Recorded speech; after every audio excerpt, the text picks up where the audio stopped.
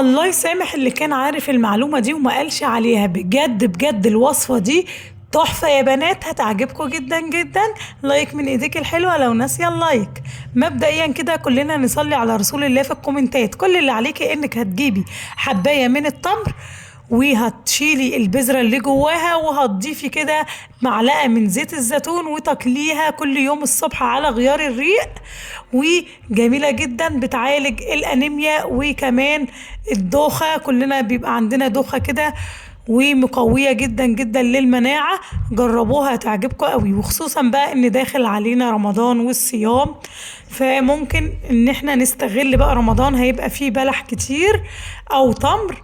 هناخد التمراية كل يوم كده على غيار الريق قبل ما نفطر.